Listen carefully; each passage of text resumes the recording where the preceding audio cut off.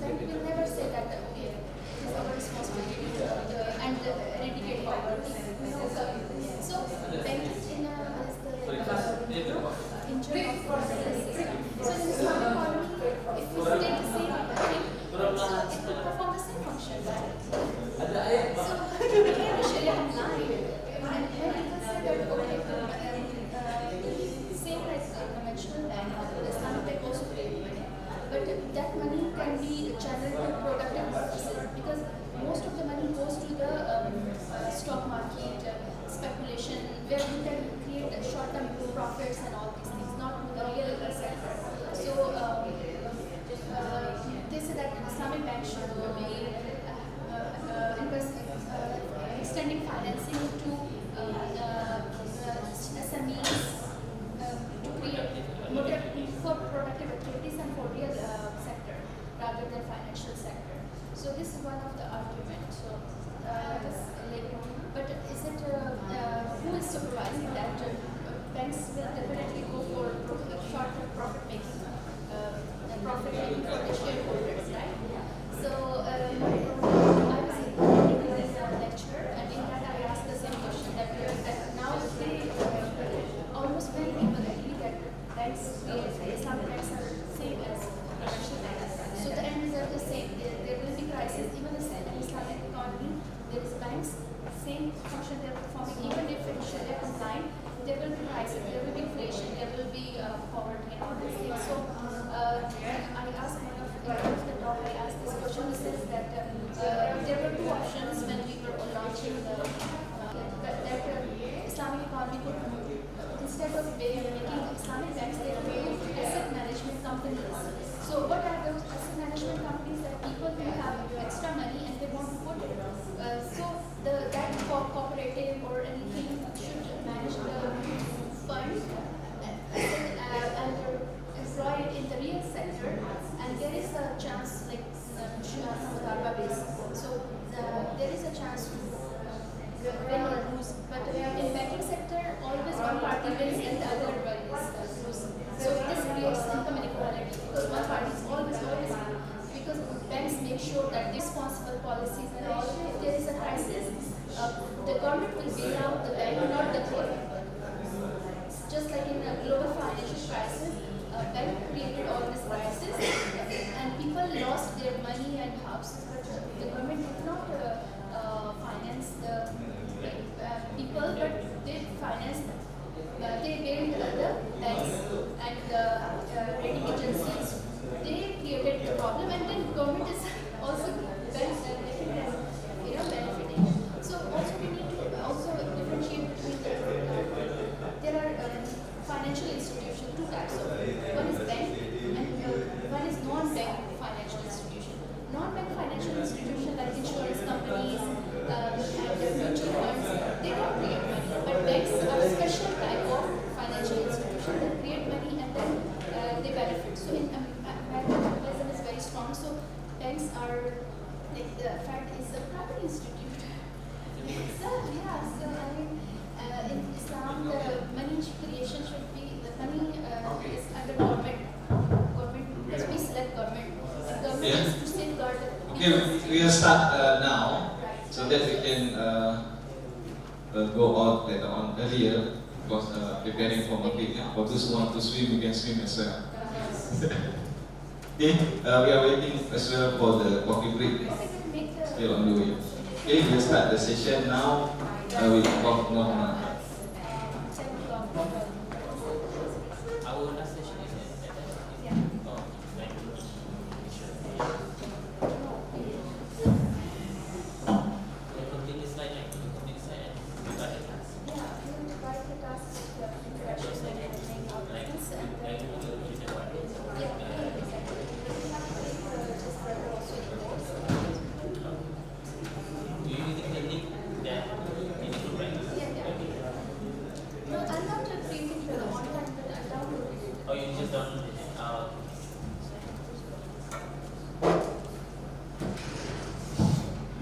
Bismillahirrahmanirrahim. Assalamualaikum warahmatullahi wabarakatuh.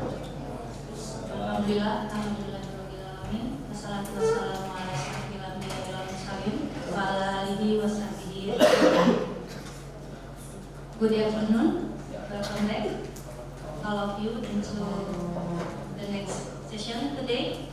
I hope we still have enough energy and still to be focused in this session until finish yet. Okay, let me introduce myself first. I am Ar-Raniry, lecturer on Faculty of Economics and Business Islamic Ar-Raniry. Before our honorable speaker provide material, I will introduce short speaker profile, Professor Dr. Norma Muhammad Saad. We start from educational background. Prof. Norma have PhD in Economic Development and Regional Economics, Doctor of Philosophy, Temple University, Philadelphia, Master in Economic Degree, Texas Technology University, Bachelor International Economic Degree, University of Utah, Bachelor in American Associate Degree, Indiana University. Professor Dr. Norma Muhammad Saad started her career at IIUM as an assistant professor with areas of specialization at international trade, Islamic economy, include wakaf and zakat, and Islamic finance. Prof. Norma teaching and research have focused on Islamic banking and finance, intra-trade pattern of major economic blocks, and their impact on regional integration. Until now, Prof. Norma is also actively doing research on the area of Islamic economics and finance. Prof. Norma has also been commissioned by the International Sharia Research Academy in Islamic finance for Islam. Besides that, Prof. Norma has published a few books in the areas of Islamic finance, international trade, macroeconomics, and business mathematics. She has also published some of her works in the internationally recognized journals. So that's the overall short profile from our speaker. And now we give chance to Prof. Norma presentation with topic trade among Muslim countries. To Prof. Norma, Chairman Class and welcome. Thank you very much, Jenny, for that generous introduction. Bismillahirrahmanirrahim. Assalamualaikum warahmatullahi wabarakatuh. Rabbi shrah li sadri wa yassir li amri wahlul 'uqdatam min lisani yafqahu qawli. Bismillahirrahmanirrahim. So the topic that I will present this session this afternoon is trade among Muslim countries. Yeah? When I was checking and looking at the research proposal that you all attach in the registration form, yeah, for the this training camp, I could not find even a single topic on trade. So that gives an indication, yeah. So maybe this is the least favored area, yeah, in Islamic economics. Although the sample is small, I cannot generalize, but at least for this group, none of you are really doing your dissertation or thesis in trade. Yeah? So I am going to present some maybe descriptive analysis or statistics on trade among Muslim countries. So this presentation is not meant for my colleagues from IIUM who already have, they are well versed in this topic, and also not for my colleagues in Ar-Raniry because they are, also expert in this area. Yeah. So it is meant for the participants of the IAEI, and at the end I will try to give some maybe suggestions on if, let's say, after this maybe some of you have a change of heart, you want to maybe change your research topic, so you will be able to at least select some of the recommendations that I will be giving at the end of the presentation. Okay? Alright. Okay, so this is the outline of my presentation. So I will start with the economic outlook, basically the world and the Muslim countries' economic outlook. followed by the trade openness of Muslim countries. We'll be looking at the basically the index of trade openness of Muslim countries, and then trade performance also in Muslim countries, and then the intra-trade among OIC countries. How the Muslim countries trading heavily among themselves, or they trade with the rest of the world more compared to the OIC members, for example. And then we'll be looking at the economic integration, and then lastly some of the suggestions for research, and then also perhaps maybe let's say the research that you can conduct of your own, and also maybe some research collaboration between institutions. Maybe let's say Ar-Raniry and IIUM want to collaborate in doing research in international trade among Muslim countries. So we can do that. Yeah? So let me start with the first topic, the subtopic, which is the economic outlook, the world economic outlook, and the Muslim countries' economic outlook. So it is known that when the COVID-19 pandemic hit the entire world in 2020, so in that particular basically year, the world experienced negative economic growth. So negative 3.1%. However, a year after that, in 2021, the world economic growth had increased to, for example, comfortable level from negative 3.1 to 6%. So if let's say we want to look at maybe the graph of the GDP output, GDP economic growth of the world. So we will see that in the year 2020, so this is the growth. So below the horizontal axis here, meaning that the world experienced negative growth of 3.1%. But then the following year, 2021, it has, for example,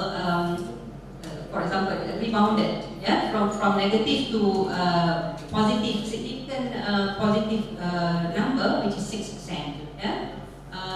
But for the following year, 2022, the growth is still positive, but then not so great as in 2021. So why does, for example, why did the economic growth rebounded in 2021, and then it decreased again in 2022? So this is due to several factors.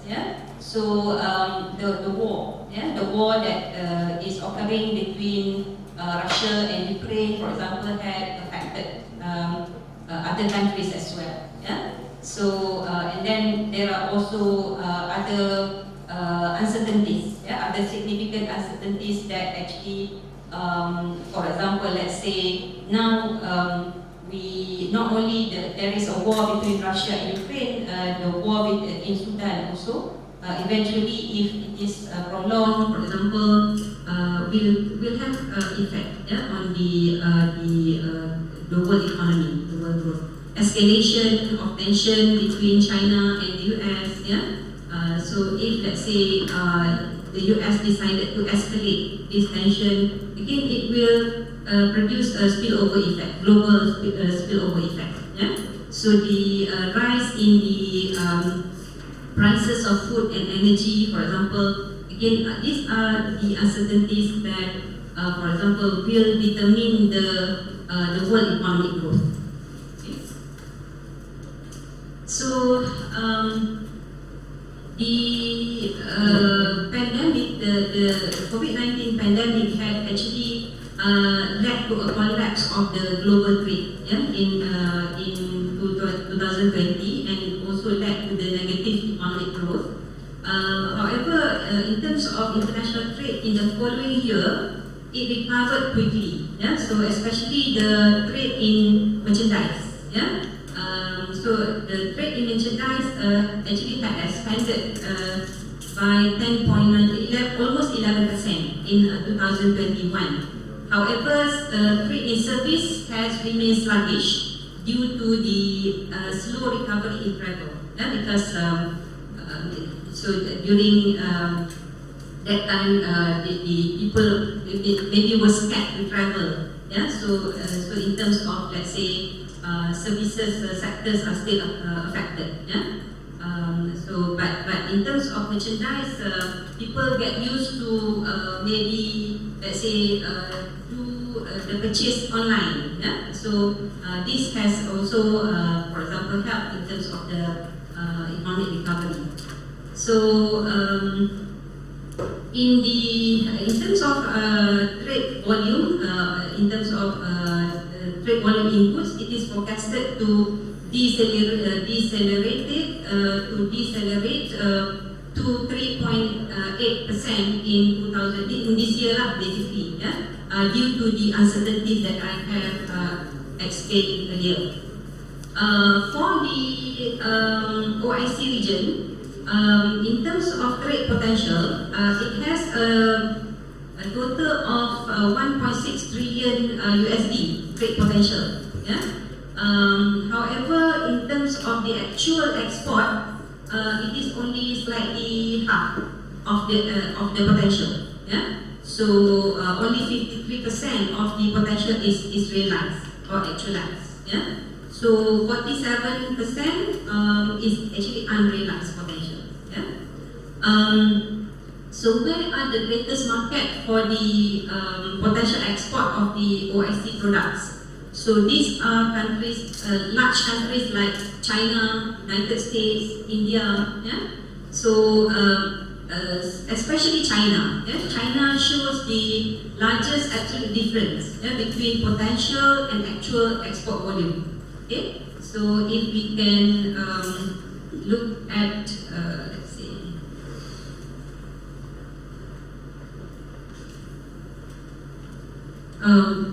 Maybe it's too small, but you can see that this line represent the line for China. So the circular here, yeah, the dot here actually represent the actual export, yeah, the actual export, and the dark blue here represent the export potential, yeah.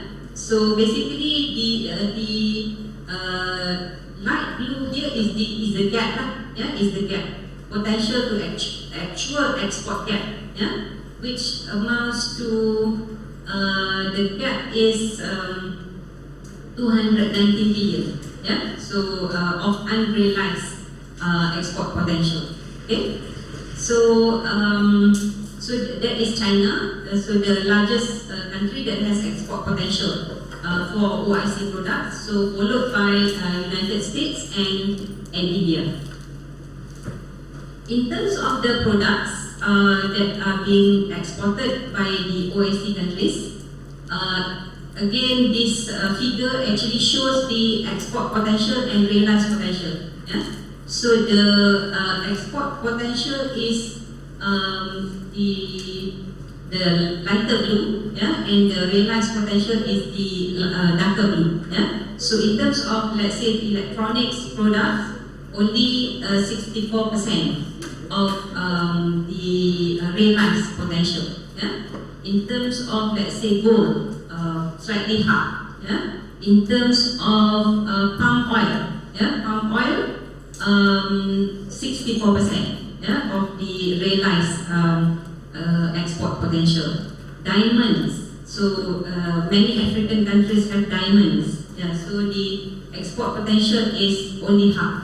Yeah, the same for other minerals, basically copper and other concentrates. That is almost let's say half also. And jewelry, for example, is also just slightly more than half. Yeah. So if we look at these products, we can see that quite a number of products are actually primary commodities. Primary commodities compared to, for example, manufactured products. As we know, the export for manufactured products are price higher, price higher compared to the primary commodities. So basically, because in manufactured products, producers can differentiate their products and charge higher price. But not many differentiation can be done for primary commodities. So if you look at the trade volumes of the developed countries, most of them export manufactured items, differentiated items. So they can just change slightly the features of that particular good and they can charge a higher price. Automobile, for example, it commands higher price. Alright. So that's is in terms of the economic outlook of the world and also the Muslim countries. Let's now see the trade openness. So what is trade openness? It measures the extent to which a country is engaged in the global trading system. So basically, trade openness is measured by the ratio between the export and import over GDP. So basically, the sum of export and import and then over divided by GDP or gross domestic product. Okay, so let's see the data for trade openness.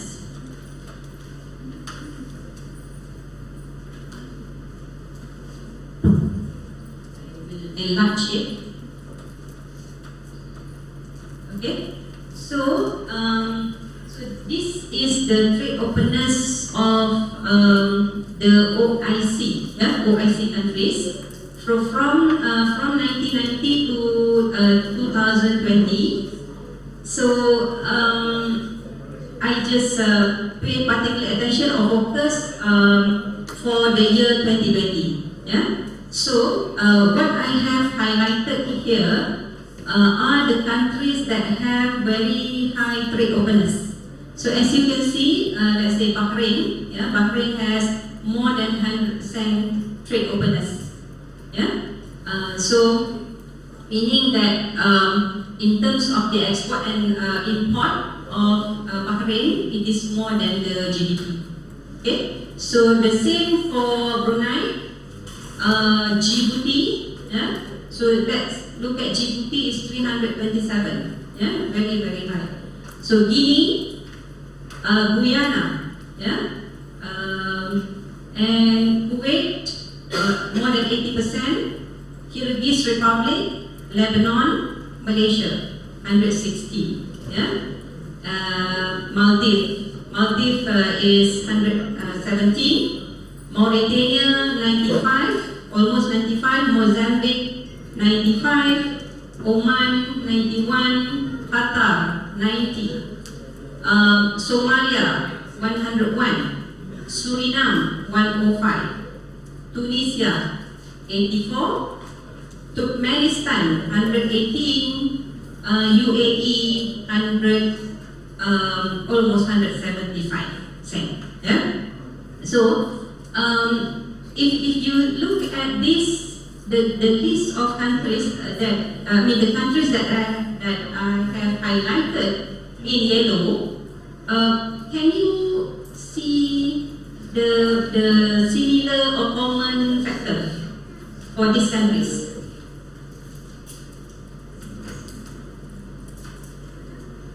Bahrain, Brunei, Djibouti, Guinea, Guyana.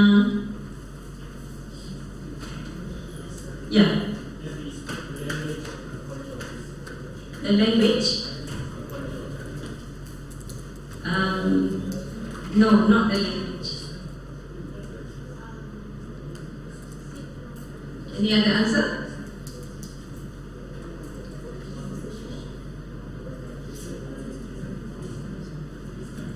Okay, so basically, these countries are relatively small countries. Relatively small countries. Okay, so why do you think relatively small countries are more open or in terms of trade?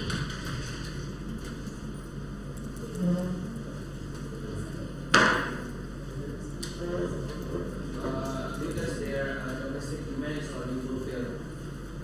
Okay, because basically they have small domestic market, right? So they can easily saturate or saturate their domestic market. So once the market is saturated, they need to go outside. Yeah. So countries like Singapore, maybe even though Singapore is not included because it's not OIC countries, OIC country, but we know that Singapore trades a lot. Yeah. Singapore, Hong Kong, and also other countries in the list. Because when their domestic market has been saturated, they need to go abroad. Yeah? So that is why smaller countries are more open, yeah, compared to large countries. So for example, if you can see Bangladesh here, yeah, Bangladesh is only 26%. Yeah? Egypt, yeah, Egypt 33%. Indonesia, yeah, Indonesia 32%. Even though Indonesia has a lot of resources, but it has huge domestic market. Yeah, so it takes some time for the domestic market to be saturated. Yeah. So Nigeria, another large country. Yeah, in terms of size and in terms of population. Yeah. So Pakistan is another country. Yeah. So Saudi Arabia. Yeah, so is also considered as a large country, yeah, in terms of size and population as well. So Turkey, not sure why the Chinese letter now, but Turkey has higher, yeah, but even though it's higher, but it's still less compared to this relatively small country. Yeah, so Yemen is 50%. So we can see the importance of trade, yeah, especially to the relatively small countries. Okay.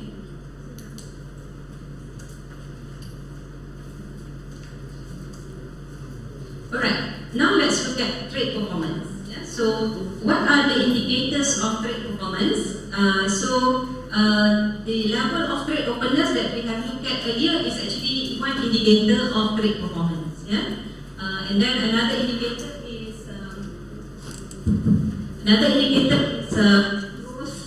growth of export. Yeah, growth of export over a period of time. Yeah, a period of time. So basically, trade performance of individual country tend to be a good indicator of how that country perform. Yeah. So if let's say the country experience trade growth, most probably the country will also experience economic growth. Okay, and when we say economic growth, meaning that they will produce more. Yeah, they produce more in terms of goods and services. They produce more. Yeah, so let's look at some statistics. Okay, so this is the total exports of OIC countries. Yeah. Of all the OIC countries, the biggest exporter is Saudi Arabia. Yeah, Saudi Arabia. So it is the highest, and then followed by Malaysia, so UAE, Indonesia, yeah, Turkey, and then Qatar. Yeah. So Iraq, Kuwait, Kazakhstan, Oman. So until the end up basically. Yeah. So the last country is Comoros. So it's a small country. It's okay. Doesn't matter. But surprisingly, you can see Palestine here. Its export to OIC country is actually a lot. Yeah. So almost 63.5% of imports of OIC countries come from Palestine, surprisingly. Yeah? But I did not check what are the products that they import, yeah, from Palestine. And from Comoros also I did not, because this is quite significant. Yeah? So it's quite interesting to see. Yeah? Right. So from Syria as well. Yeah? This is again surprising because Syria is still at war, right? In the state of war with Israel. But 77% yeah, of the import from OIC came from Syria. Yeah? So these are actually interesting topic for you if you want to do research, basically. Yeah? For me as well, if you need. Yeah? Okay.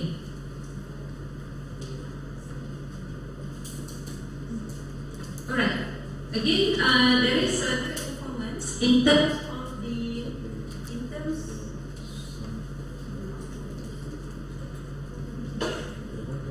trade performance in terms of product. Yeah? So just now, I just showed to you the export in overall export. Yeah? Okay.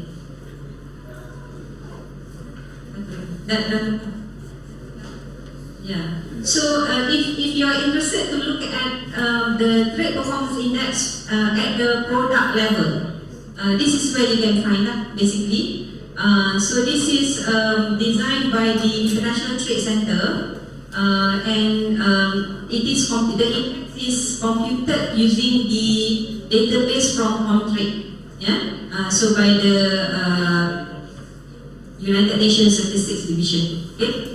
Basically, it covers 184 countries.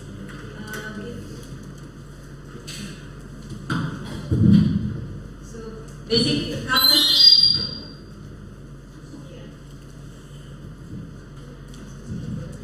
So it covers 184 countries with more than 95% of the world trade in 5,000 products. That is being reported in the 6-digit level of the harmonized system. Yeah. So let me just show the index. Yeah. So this is quite small, but you can search trade competitiveness map. Yeah. So where it analyzes country and product competitiveness with trade flow. So you can check for countries by countries level or by sector level. Yeah. So by countries level, it has many choices. You have many choices. For example, if you want to look at fresh food, you want to look at textile, chemicals. Yeah. It has many categories. Yeah. And then so these are the ranking lah. Yeah. The ranking of the in terms of competitiveness of let's say. Of fresh fruit, yeah, from Afghanistan. Yeah? So this is where the source where you can get the data if you want to do research at the product level. Alright. So next is the figure that actually tells us or display the export of the OIC countries to ASEAN. Yeah, to ASEAN. So in terms of the countries that dominate the export to ASEAN, of course naturally would be Malaysia and Indonesia, yeah, because they are ASEAN members. And then this is followed by UAE, yeah, UAE. So this is the line, and then followed by Saudi and Qatar. Yeah, so the first 5 major exporter. OIC exported to ASEAN countries. Yeah? And then in terms of the volume, in terms of the amount, yeah, value, it is more than 100 billion. So around 105, yeah, 105 billion. Yeah? So OIC countries export to ASEAN countries. But in terms of, let's say, OIC export to D8 members, you can see that the value is less, much less. Yeah. So the value for ASEAN it is 105, yeah, 105 billion. But for D8 countries is only like maybe 32. Yeah. 32 billion. So this is for Saudi Arabia. Yeah, Saudi Arabia export to D8 countries, and then followed by Indonesia, yeah, and then UAE, and then Malaysia, yeah, Malaysia, and then Qatar, yeah. So these are the 5 countries. So you can see that the graph for Qatar suddenly just shoots up, yeah. So there must be a reason why this graph suddenly shoots up, yeah. So maybe this is explained by the next graph. This is Qatar. This is export of OIC countries to GCC, yeah, GCC region. So you can see Qatar was doing very well, but in 2021 and 2022 suddenly it plunges, yeah. So something must have happened, yeah. Anyone remember maybe what happened?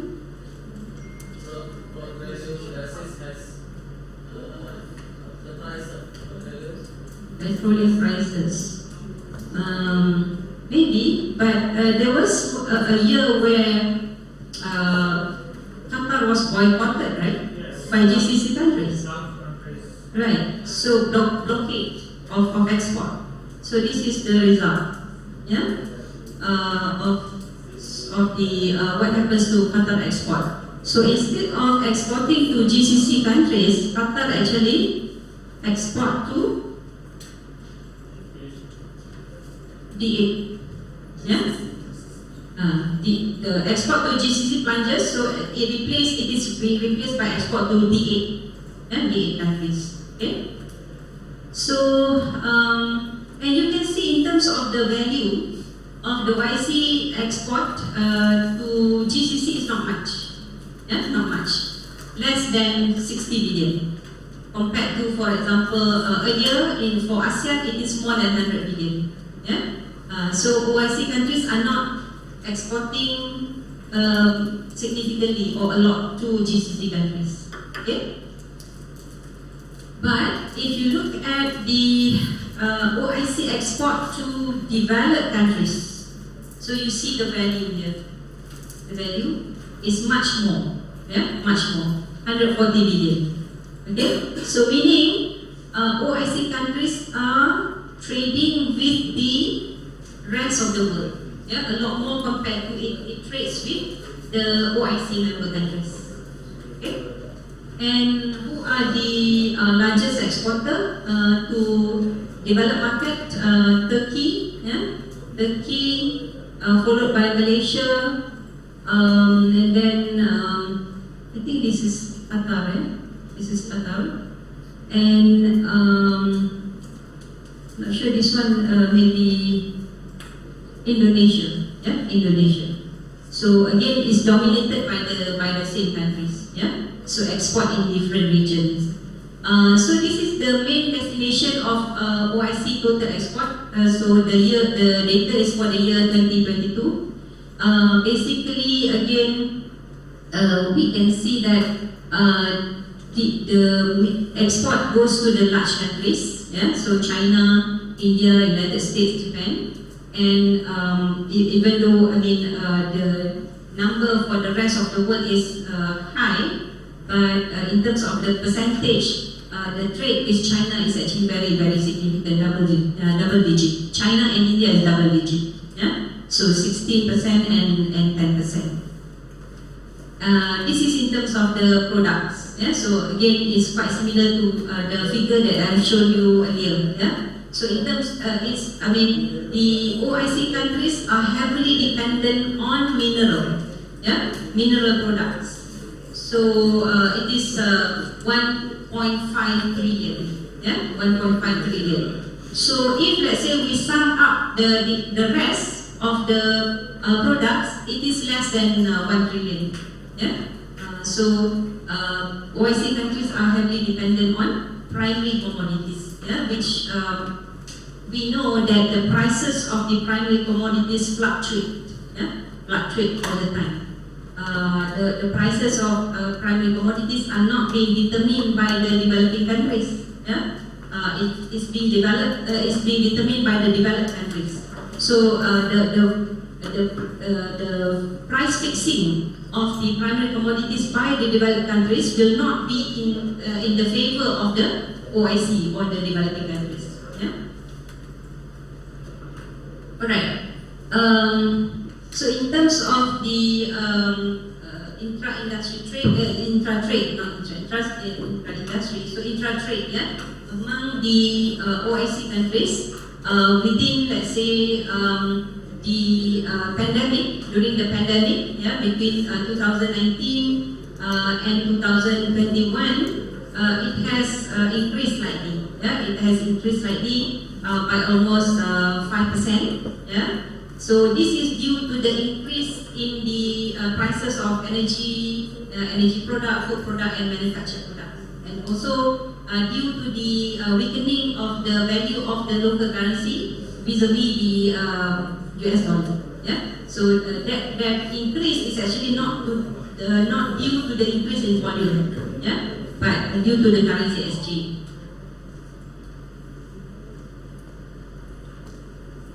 Okay, in terms of the distribution of the intra-OIC trade by region, this is 2021 data.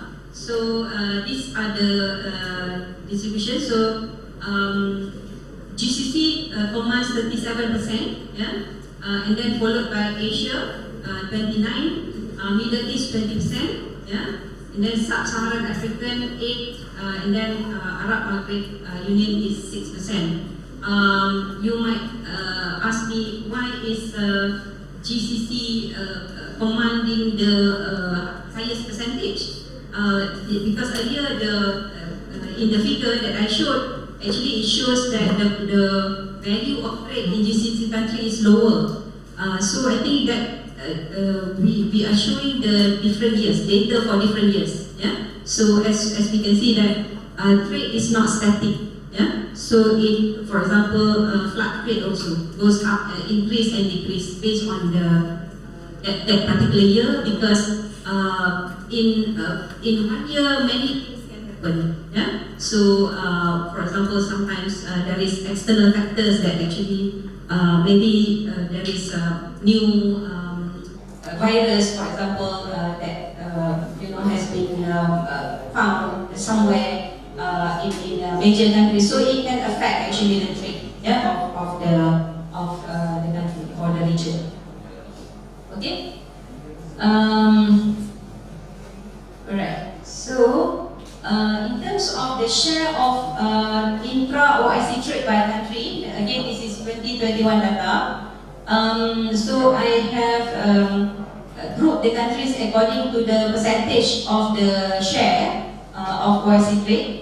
So you can see that in terms of the percentage, the major countries actually trade less with among OIC members. Malaysia, for example, is in 0% to 10%. So meaning that Malaysia exports or import with the rest of the world compared to OIC members. Yeah. So the same for Indonesia. So Indonesia, Bangladesh is in the 11% to 20%. Yeah. So all other major Muslim countries, Saudi, UAE, Egypt is also in the lower percentage category. Yeah. So the surprisingly, countries that are still in war, Yemen, yeah, is in the highest category. Okay. So again, I'm not sure what is the reason and what are the products that they import and export. This is something that is very interesting if we can conduct research, yeah, and look at the details basically. Alright, so next is economic integration.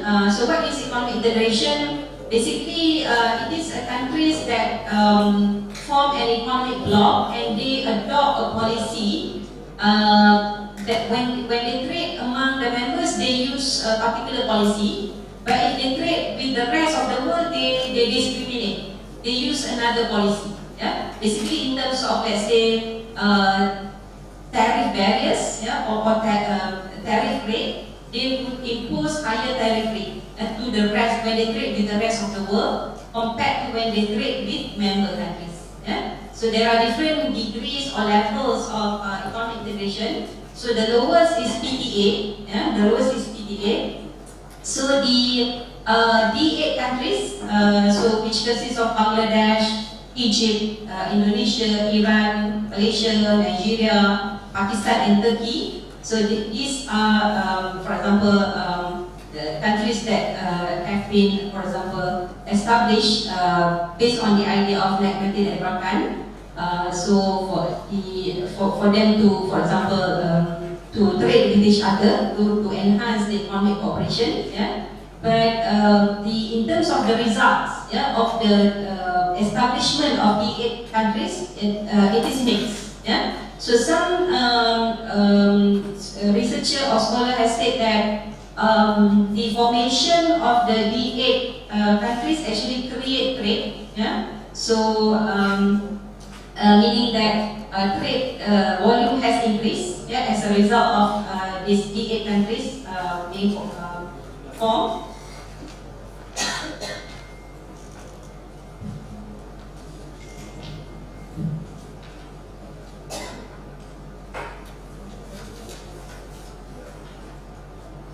The other researcher basically has said that there's no significant difference, minimal effect, yeah, minimal effect on the,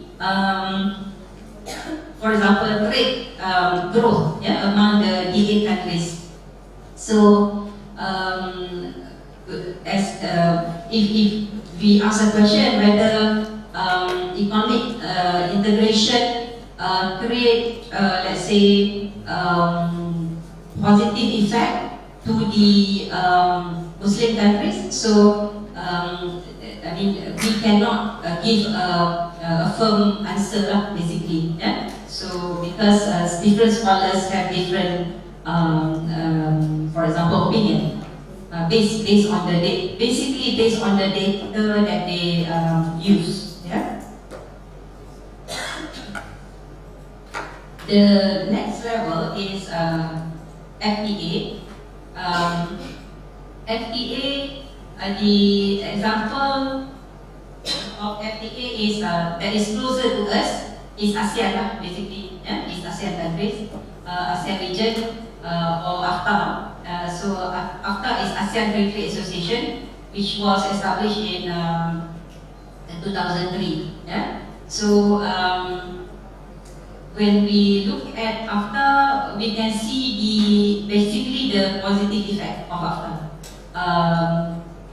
Basically, in terms of, let's say, consumer goods, yeah, is quite visible. The presence of consumer goods in ASEAN countries are quite visible. Yeah.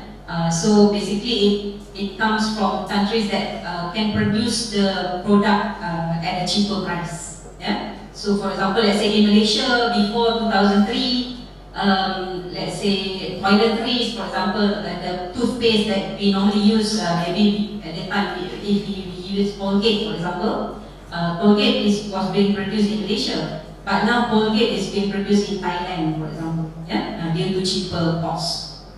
The next level is custom union. Custom union, the example of the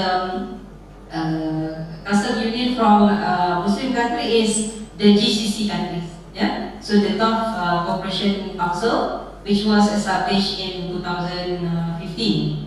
And GCC also is a common market. Yeah? So the characteristic of common market is that it allows the free flow of labor and goods and services. So meaning that if goods and services pass through the borders of GCC countries, they are not being taxed. And also, in terms of labor, they can move freely from GCC countries without having to obtain visa, basically. Yeah. So for example, reduce costs. Yeah. And then the highest level of economic integration is economic union. Yeah. Economic union basically has a common economic and fiscal policy, and we know that EU is an economic union. They use common currency. Yeah?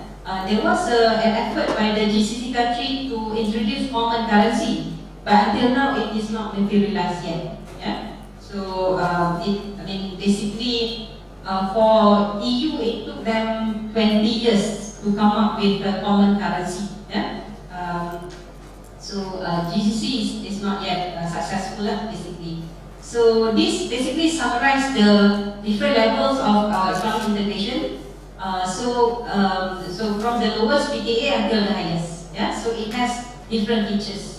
Yeah. So the different levels of integration has different features. Yeah. So the highest level would be having common economic policies and common currencies. I will go through this graph. This is actually just showing the effect of, let's say, countries if they form economic integration. It can create trade. Yeah, create if the formation of the economic integration create trade. So it will increase welfare. Yeah, welfare to the nation. What is the criteria for the country if they want to make sure that the economic integration that they form will create trade?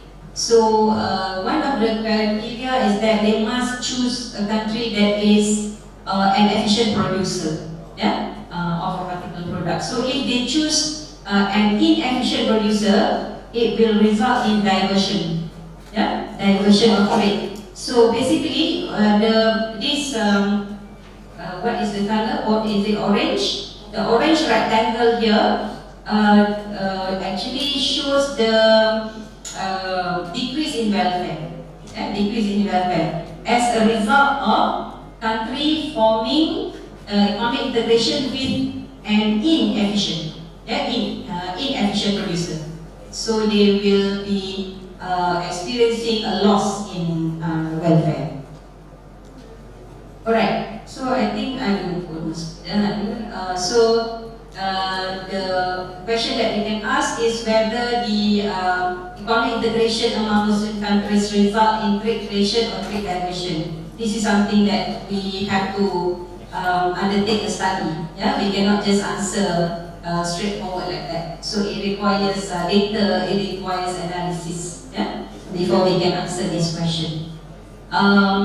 So these are my maybe suggestions. If any one of you wants to undertake research in trade among Muslim countries, so you can, for example, look at the trade performance among selected Muslim countries. So for example, if they're not doing well, what are the factors? Yeah, you can find out what are the factors. So how to, for example, correct this hindrance, yeah? The factors that hinder the trade performance or the growth of trade of these Muslim countries. And also, you can also undertake a study on how to enhance intra-trade among Muslim countries, because from the data that we have seen earlier, we can see that the OIC countries are not trading with each other a lot compared to trading between, for example, among with the rest of the world, especially with the developed countries. Yeah, with the developed countries. So what are the reasons? Yeah. So maybe in that study we can identify what are the comparative advantage of the Muslim countries. What are the products that Muslim countries, a particular Muslim country can or is efficient in producing, and then what is the actual, the comparative advantage, and then what is the actual, let's say their actual export. So why is this, even though the data shows that they have the comparative advantage in one particular industry or sector, but why is it the country is not exporting a lot, for example, of this particular product? So we identify factors that actually block or hinder, yeah, the country from basically moving in a fast pace in terms of export. So maybe we can also analyze trade policies, yeah, trade policies of Muslim countries. are they pro-trade or are they pro-investment? Yeah. So maybe we can, let's say, conduct a study, case study. Yeah, case study. For example, Malaysia recently received major investment from Tesla, for example. So why? I mean, instead of going to other countries, why they invest in Malaysia? So is it something to do with the government policy or trade policy? Yeah. So is it something else? Yeah. So it would be, I think, an interesting case study. Yeah. Another topic that we can do is maybe to calculate the revealed comparative advantage of Muslim countries. Yeah. So this is actually related to bullet number 2 just now. So when we, so I think country Sri Lanka has done this a long time ago. So they calculate the revealed comparative advantage to show what are the potential sector that the country can advance in, for example, in exporting, producing and exporting the sector or the product, and then to identify what are the policies that can be implemented or adopted in order to support this particular sector or this particular product. Yeah. Then the last one, we could also undertake a research on, let's say, policies and infrastructures to improve the economic integration among Muslim countries.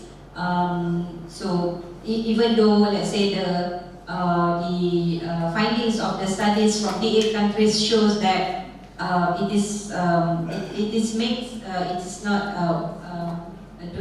not showing significant result, but maybe the policies are not business friendly, the policies are not trade friendly and investment friendly, or maybe the infrastructures for trade infrastructures in that countries are not adequate. So again, this is something that we can only know when we conduct studies.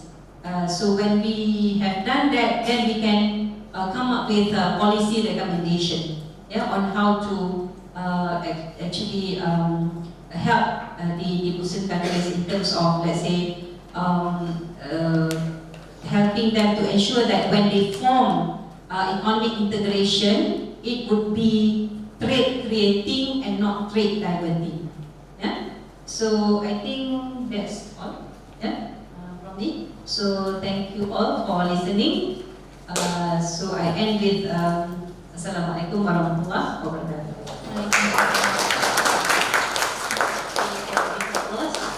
Alhamdulillah, we have such interesting material presentation. I will try to conclude the presentation that in the beginning of the 19th pandemic, economic Malaysia experienced a decline, but in line with economic activity, they gradually increased. This happened in all countries. Some countries that have good results to trade will be profitable for this economic condition and trade performance, but some countries have low trade performance. Performance presentation described the components of trade in the economic output in the world, especially Muslim countries, and several issues that can be used as research topics. Okay, and now we open the space for discussion. Please ask if there is something you want to discuss about this topic. Please tell your name and short question. Thank you. Yes, for the first person from Mr. Zaki in the back, and then Mr. Andri Triawan. We have one more participant to give a question. One woman. Maybe 3 participants. If we have time, we can continue for the next people. Okay, and you can give to Mr. Zaki.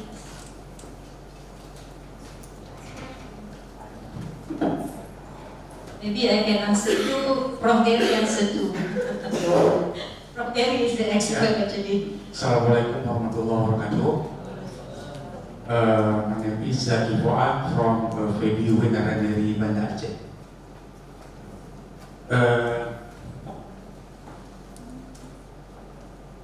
The presentation is very interesting, talking about how Islamic countries or OIC now on we see they are not strong in doing this problem what we're talking about. So I try to see the SDGs. The tagline of SDGs is "No one left behind." The tagline. One of SDGs principle is universal integrity.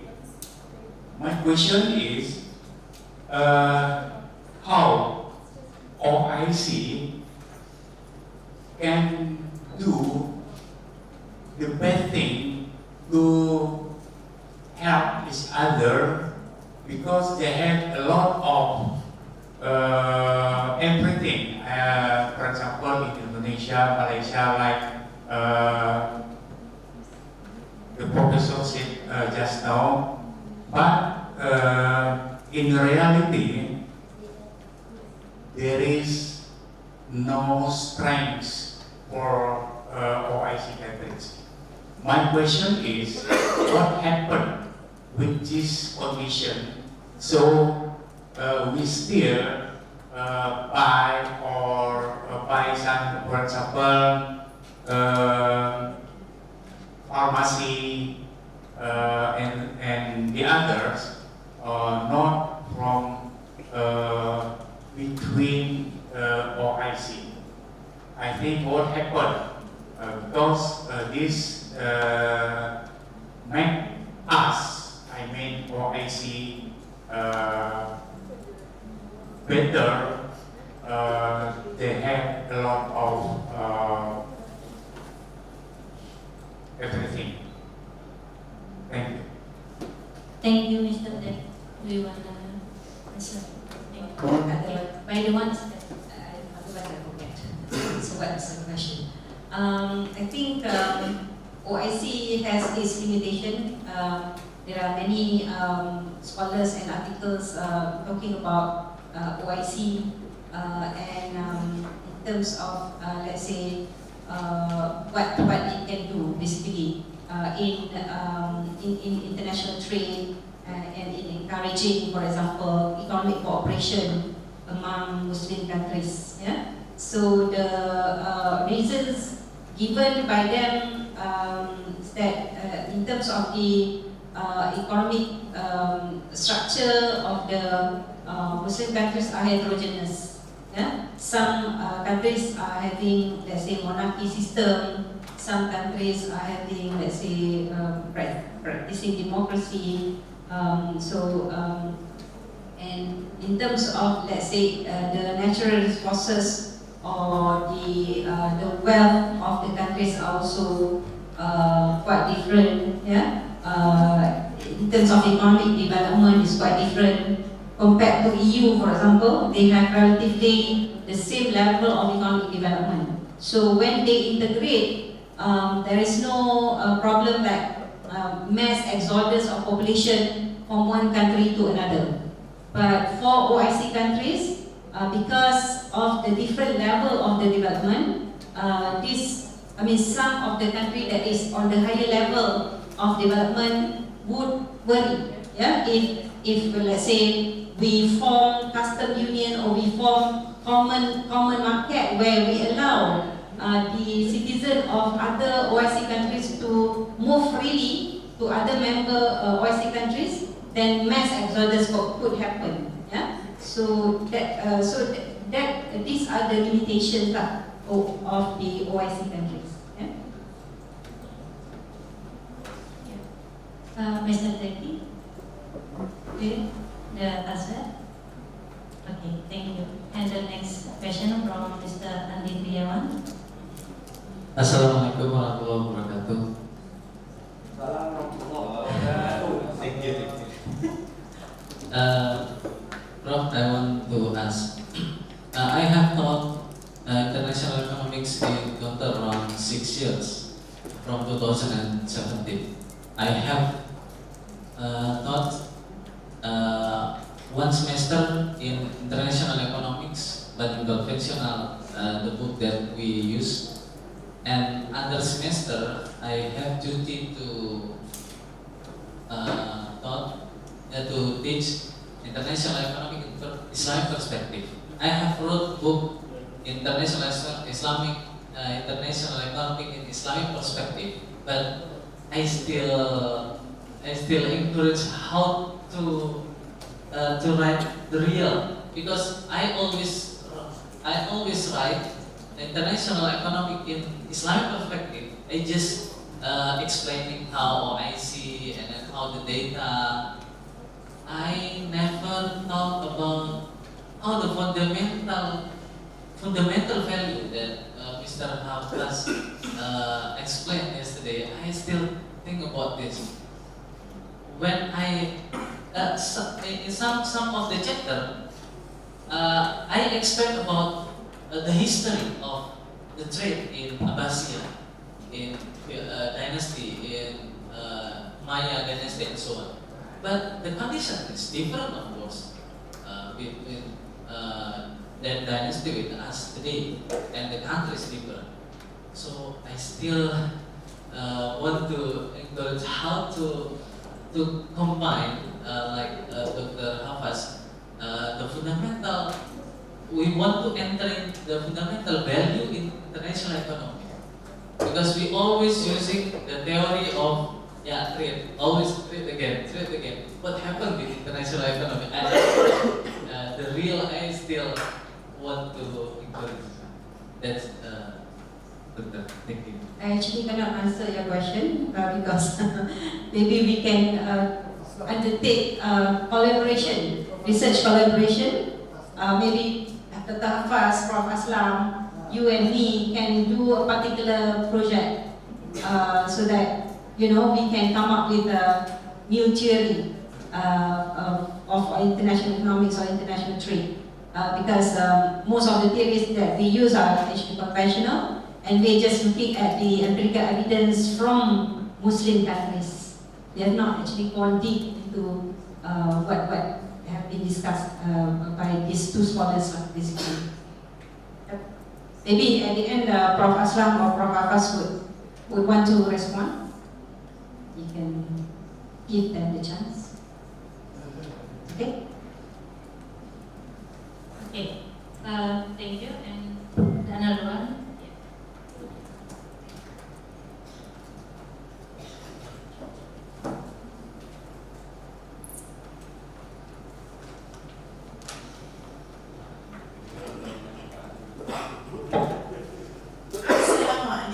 Thank you for the speech.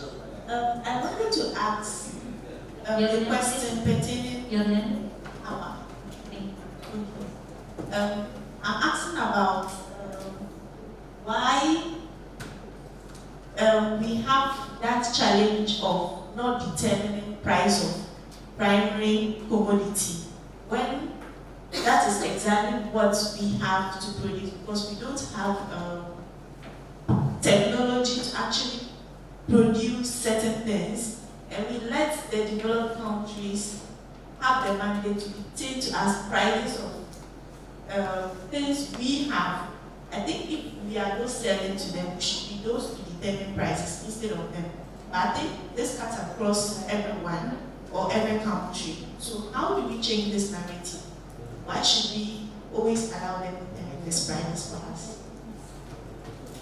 Thank you. I guess, because the system that the West has a system that is very entrenched in terms of, let's say, they control the monetary system, they control the prices of the commodities.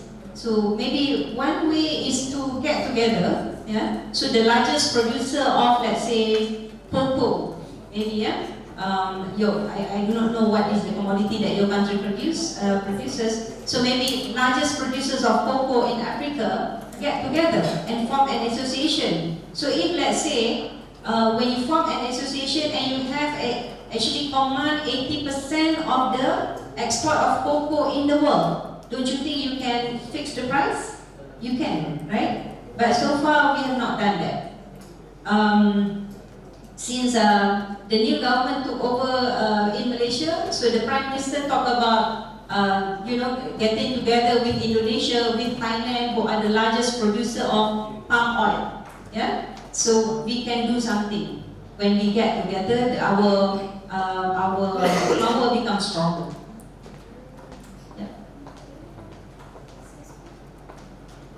Okay, we have time. Yes. Assalamualaikum, my name is Amrin Sultan. I have a question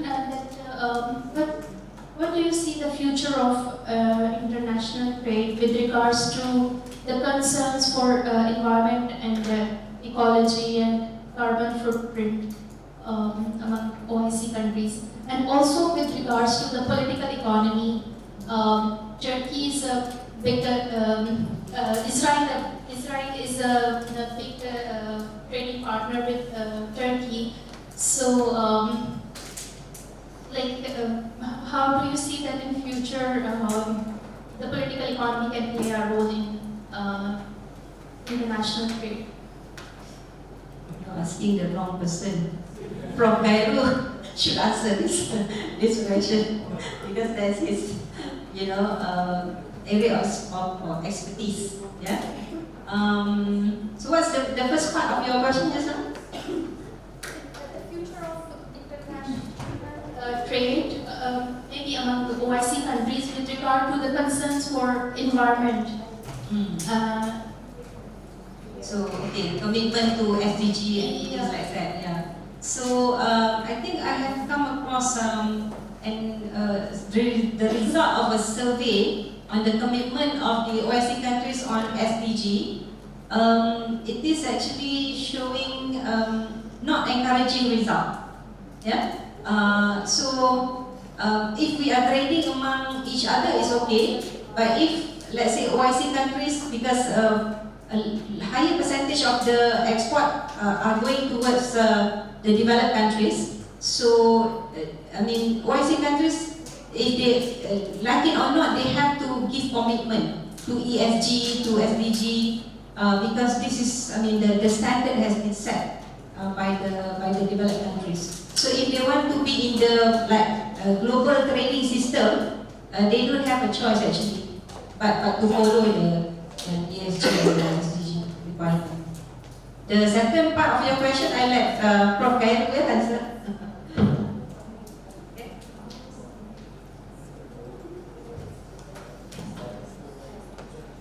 Yes. Mr. Hafaz, our time.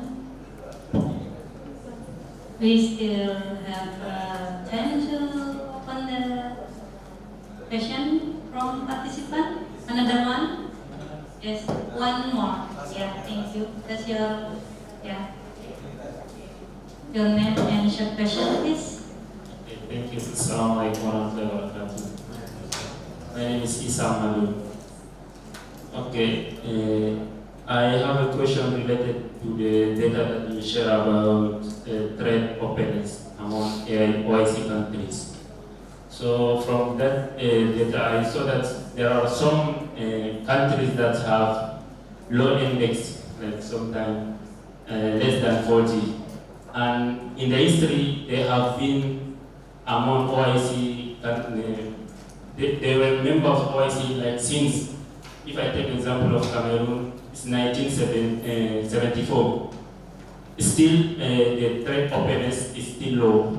So, what is the cause of this low level of trade openness, according to you? And what are the strategies that can be developed to foster the relationship between those countries that are, we cannot say they are left behind, but they are they're not having a higher level of trade openness. Because in our country we have also, like we are exporting cocoa, we are among the top exporter in Africa. So I was surprised why, like with Asian country, the cooperation is less limited compared to other countries. Like in France, we are more cooperative with France and also China. So what is your opinion about that, and what are the strategies that we can give? Again, I think we need to undertake a study. So offhand, I cannot just give a strategy, because for different countries, the strategy would be different according to the situation of that country. And for cocoa, again, you mentioned specific product, cocoa. Yeah. So again, there are, factors that are maybe only unique to cocoa industry. So that's why I cannot give like a general, blanket recommendation like that. A study has to be undertaken. Yeah. This is just an example of the exported product. Yeah, it's not just one. It's an example. So maybe let's say in general, let's say maybe the government should take a more friendly approach, yeah, to business, to trade, for example, and to let's say a friendly policy towards foreign investors to invest in cocoa industry, so that they will come and bring the latest technology in producing or in processing cocoa, for example. Because if you just produce and export cocoa as a raw material, raw product, the price will be low. So you need to go into the industry to process that cocoa. So the processed product will command a higher price. Okay, thank you for the question. Yeah, Alhamdulillah, we have finished for the session. Thank you for your attention and your question. Prof. Helma, thank you. And all participants, thank you. I personally apologize if there's a word mistake during the session. And I close with wabillahi taufiq wal hidayah. Wassalamualaikum warahmatullahi wabarakatuh.